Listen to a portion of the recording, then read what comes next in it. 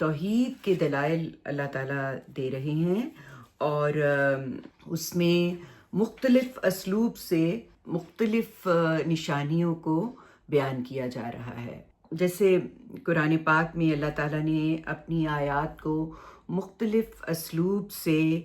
بیان کیا ہے، اور ایک ہی بات کو وہ نئے نئے انداز میں بیان کرتے ہیں۔ اس سے مقصد یہ ہوتا ہے کہ اللہ تعالیٰ جو مخاطبین ہیں ان پر حجت قائم کرتے ہیں، یعنی حق کو اس طرح واضح کرنا کہ ان کے پاس انکار کی گنجائش نہ رہے،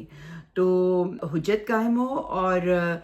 نبی پاک صلی اللہ علیہ وسلم جن سے مخاطب ہیں وہ بے اختیار، یعنی ان کی اختیار میں نہ ہو۔ اختیار میں تو یہ تھا نا کہ وہ ان کو ریجیکٹ کر رہے تھے، ان سے اعراض کر رہے تھے، ان پہ تنقید کر رہے تھے، بے وجہ باتیں کر رہے تھے، لیکن انفیکٹ جس طریقے سے وہ اپنی بات یا استدلال کر رہے تھے،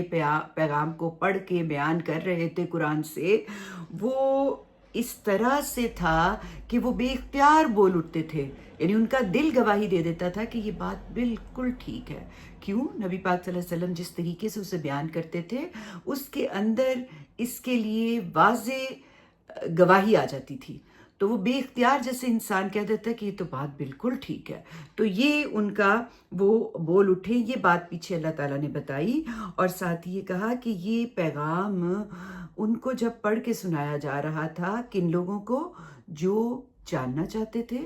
جو سمجھنا چاہتے تھے، اور جو ماننا چاہتے تھے، وہ تو اس کو قبول کرتے تھے، اور جو ان تینوں سٹیپس کو ایوائڈ کر رہے تھے